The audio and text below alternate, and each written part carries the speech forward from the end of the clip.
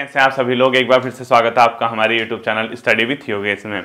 उत्तराखंड अधीनस्थ सेवा चयन आयोग के विज्ञापन या जो मतलब वो विज्ञापन प्रकाशित करता है उसका इंतजार करने वाले छात्रों के लिए फाइनली एक खुशखबरी आई है बच्चों।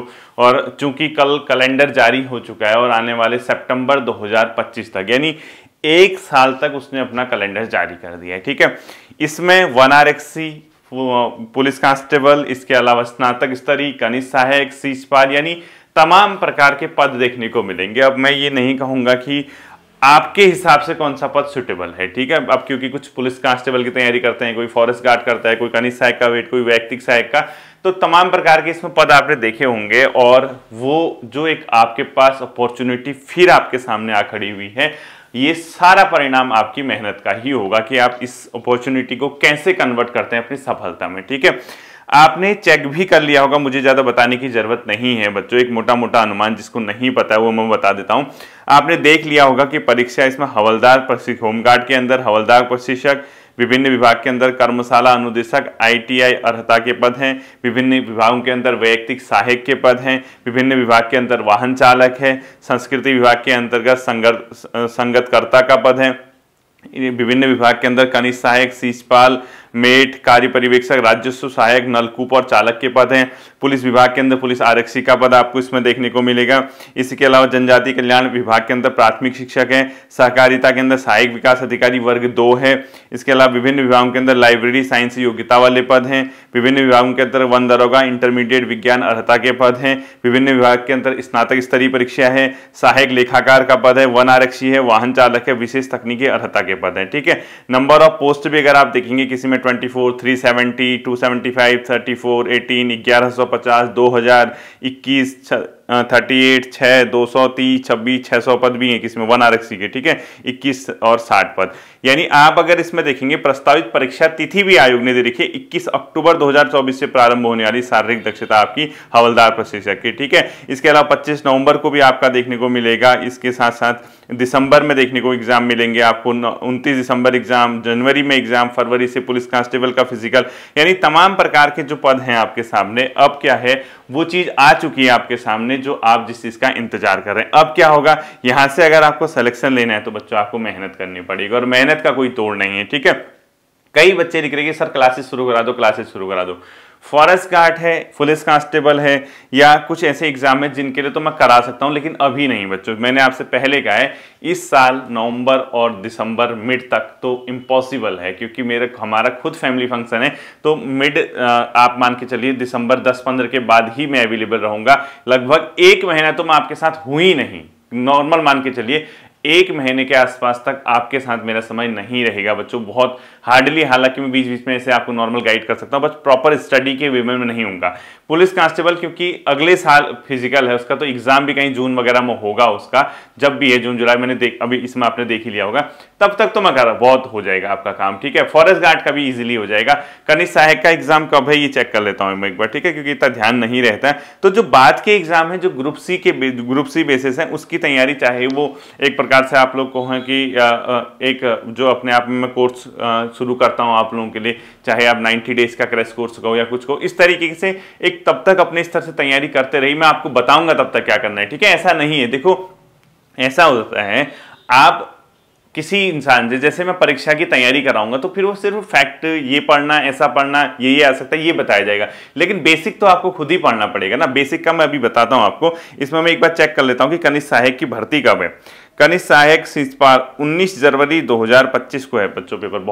बहुत ही मतलब कम समय मिल पाएगा मुझे आप लोगों को इसकी तैयारी कराने के लिए, क्योंकि वो इसलिए तो अभी से अगर आप लगेंगे तभी आपका सिलेक्शन होगा। देखिए 19 जनवरी का मतलब लगभग 15-10-12 दिसंबर से आपके बीच में अवेलेबल रहूंगा। ठीक है, और बीच में नवंबर में मैं आपके साथ अवेलेबल नहीं रहूंगा। अक्टूबर वगैरह तक आपका पता ही है ये पुलिस जो SI का या कुछ अदर एग्जाम RO वगैरह या नॉर्मल है। इसके बाद जो है चूंकि 8-10 दिसंबर के बाद से 1-1.25 महीना में आपके बीच अवेलेबल रहूंगा, जो मेन चीज आपको गाइड कर सकता हूं।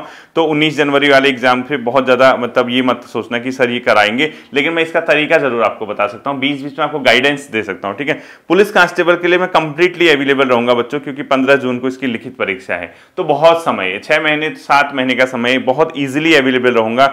इसके साथ साथ ही 1 RXC का एग्जाम है अगस्त, बहुत ईजिली अवेलेबल रहूंगा। यानी आप मान के चलिए जनवरी के बाद से जो एग्जाम है, यानी एक ही एग्जाम ऐसा है जो जनरल एग्जाम है कनिष्ठ सहायक सीसपाल वाला, उसके लिए मैं अवेलेबल तो हूं, लेकिन कंप्लीटली तैयारी कराने के लिए अवेलेबल नहीं रह पाऊंगा, ठीक है। इस चीज को ध्यान से सुनना।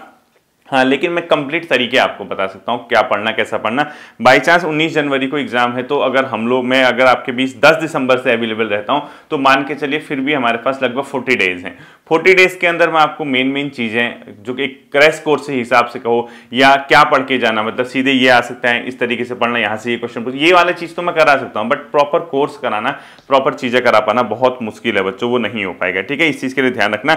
इसके बाद जितने भी एग्जाम आपके 15 जनवरी के बाद होते हैं, यानी आपके मई में एग्जाम हो, जून में हो, जो भी एग्जाम हो, उसके लिए मैं आपके लिए हालांकि अवेलेबल रहने वाला हूं, ठीक है। उसमें ज्यादा दिक्कत आपकी नहीं आएगी, तो वो आपका जहां पे मेरे स्तर से जितना भी आप लोगों के लिए हो पाएगा बच्चों, मैं उसको करूंगा, ठीक है। तो अब मेन चीज क्या आती है, आपके स्तर पे क्या होना है, जिस चीज का आप इंतजार कर रहे थे वो आपके सामने आ चुकी है बच्चों, भर्ती आपके सामने आ चुकी है। आप लग जाइए, जी तोड़ मेहनत कीजिए। 2000 पदों पे पुलिस कांस्टेबल का विज्ञापन निकलना बहुत बड़ी बात है, वरना होता क्या आपको पता ही है, 3-3, 4-4, 5-5, 7-7, 8-8 साल तक कांस्टेबल की भर्ती नहीं आती।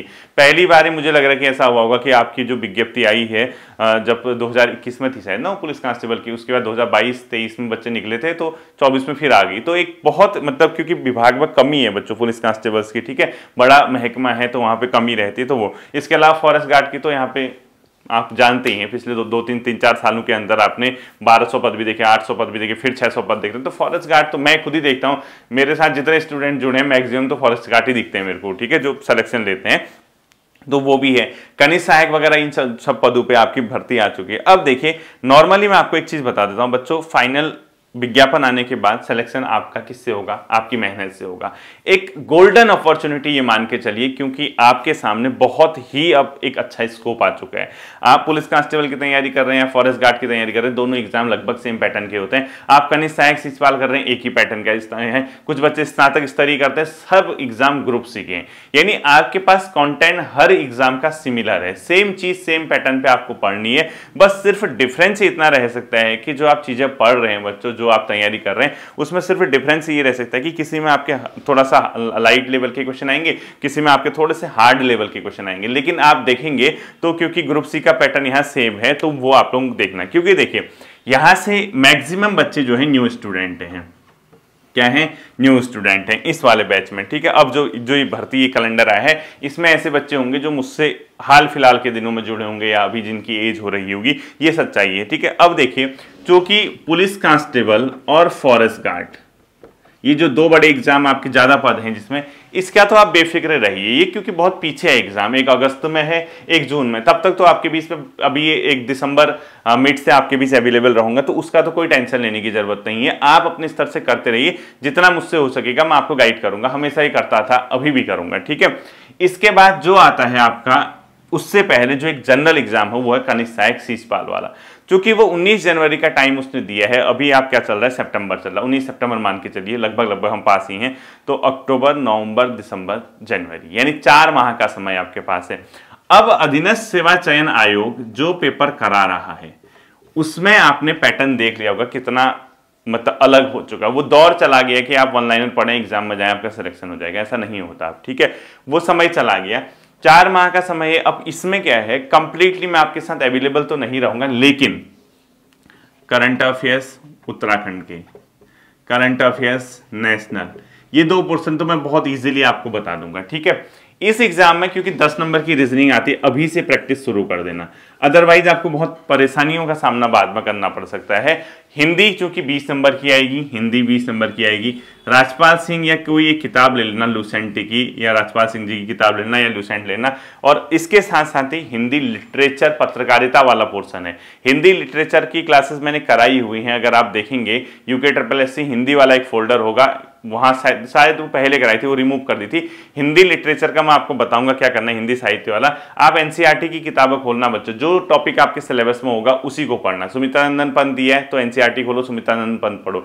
आपका ये दिया है, आपका रामधारी सिंह दिनकर दिया है, तुरंत चेक करो रामधारी सिंह दिनकर, उसको शुरू कर दो। तो इस तरीके से आपको देखना पड़ेगा और थोड़ा सा उस टॉपिक को आपको नेट से भी कवर करना पड़ेगा, ठीक है, हिंदी वाला। जीएस बहुत ज्यादा इस टाइप का है नहीं बच्चों की 20-25 नंबर के लिए जीएस की भारी भरकम आप किताबें पढ़ो। मैं बार बार बोलता आया हूं, आप घटना चक्र, लुसेंट या महेश बर्णवाल जी की एनसीईआरटी सार पढ़ो, इसी से काम बनेगा। बनना होगा, नहीं बनना होगा तो नहीं बनेगा। मैं साफ साफ कह रहा हूं, ये बनेगा तो इसी से काम बनेगा, नहीं बनेगा तो किसी से नहीं बनेगा। फिर तो आपको ना बहुत हैवी किताबें पढ़नी पड़ेगी, उसके लिए आपको समस्याओं का सामना करना पड़ सकता है, ठीक है। देखो 4 माह का समय नए बच्चों के लिए बहुत होता है बच्चों, अगर आप तैयारी कर रहे हैं।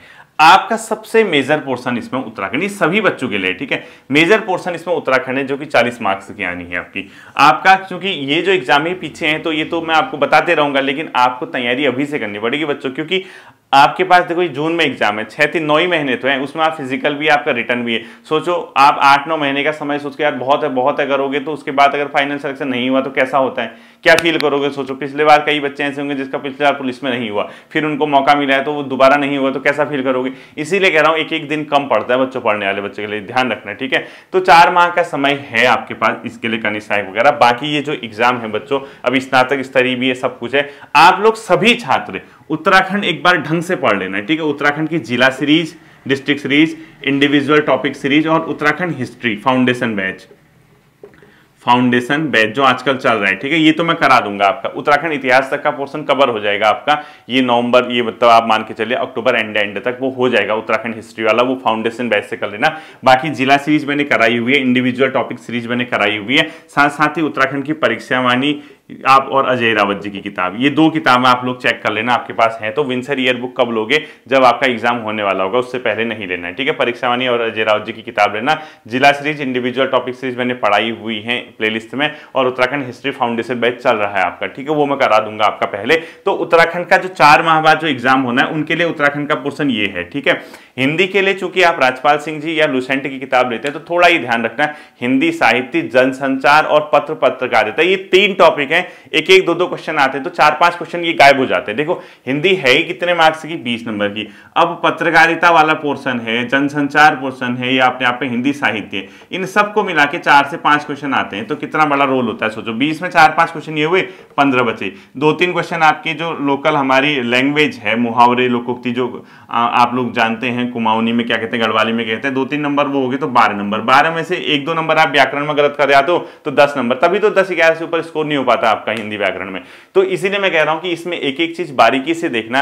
पत्रकारिता वाला है तो कार्यालय आदेश किसको कहते हैं, कैसे बनता है, कहाँ इसका पद वो लिखा जाता है, पत्रांक संख्या, कहाँ पे कार्यालय का नाम आता है, किसके हस्ताक्षर कहाँ होते हैं, ये सब चीजें आपको देखनी पड़ेंगी। नहीं देख पाओगे तो मुझे बता देना, फिर उसके बाद इतना पोर्शन तो मैं करा दूंगा। अगर आप वेट करते हो पत्रकारिता, हिंदी साहित्य और अपने आप में जनसंचार, ये 3 टॉपिक ऐसे अगर आप वेट कर पाओगे तो मैं आपको इसको 15 दिसंबर के बाद करा दूंगा, जो 40 दिनों का गैप बचता है। इसी की मैं उत्तराखंड करंट अफेयर्स और नेशनल करंट अफेयर्स भी मैं करा दूंगा, जो 15 दिसंबर के बाद का आपके पास समय मिलेगा। उससे पहले जो ट्रेडिशनल चीजें हैं, जो परंपरागत चीजें हैं, वो यहाँ उत्तराखंड इतिहास चल ही रहा है आपका फाउंडेशन बैच। जिला सीरीज, इंडिविजुअल टॉपिक सीरीज आपको बताई गई है। किताबें आपको पढ़नी है, परीक्षावाणी और अजय राव जी की एक इतिहास की किताब ले लेना, ये आपको पढ़ना ही पढ़ना है, ठीक है। तो उत्तराखंड का पोर्शन ये। हिंदी के लिए मैंने बता दिया, राजपाल सिंह जी और अपने आप में जो लुसेंट की आप लेते हो वो ले लेना। लेकिन इसमें ये टॉपिक नहीं मिलेंगे तो इसका आपको वेट करना पड़ेगा। वेट नहीं कर पाते हो तो आप फिर इंटरनेट वगैरह किसी अदर सोर्स से आपको पढ़ने को मिल सकता है, ठीक है।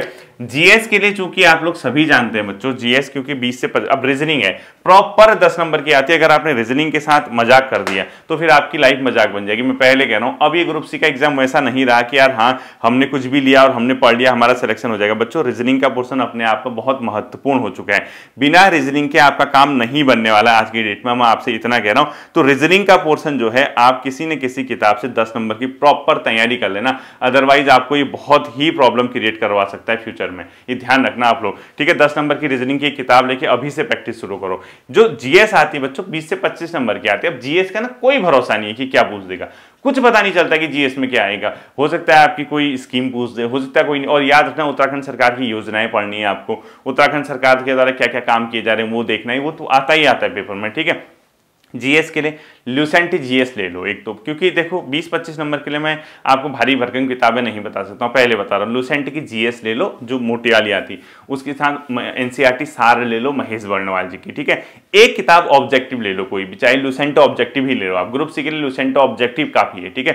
ये समझ गए ना आप, ल्यूसेंट ऑब्जेक्टिव ले लो, ल्यूसेंट की जीएस की किताब ले लो और महेश वर्णवाल जी की एनसीईआरटी सार ले लो। ये किताब जो है 3 किताबें 25 में से 12-13-14 नंबर की आपकी जीएस बना देंगे। 2-4 क्वेश्चन आपको वैसे ही आ जाएंगे, नहीं भी आएंगे तो इससे ऊपर नहीं आएगा, क्योंकि आप देखो कॉन्सेप्ट बेस्ड भी अगर क्वेश्चन करना चाहोगे तो फिर आपके लिए डीप स्टडी करनी पड़ेगी, समय नहीं है। और ग्रुप सी लेवल में मुझे लगता नहीं कि बहुत ज्यादा डीप पढ़ने की जरूरत पड़नी चाहिए, ठीक है। ये है आपका इस तरीके से। तो मैंने आपसे साफ साफ कह दिया, मैं आपके बीच अवेलेबल इस कैलेंडर के हिसाब से, इस कैलेंडर के हिसाब से लगभग 10 दिसंबर के बाद से रहूंगा, ठीक है। इस कैलेंडर के हिसाब से इससे पहले 2 से 2.5 महीना जितना बचा है इसको आपको खुद ही तैयार करना होगा। हाँ, ये है कि फाउंडेशन क्लासेज ये चीजें मेरी चलते रहेंगी, तो मैं उम्मीद करता हूं कि आप इसको समझ रहे हैं। बहुत अच्छे से मेहनत करनी है बच्चों, जी जान लगा दीजिए।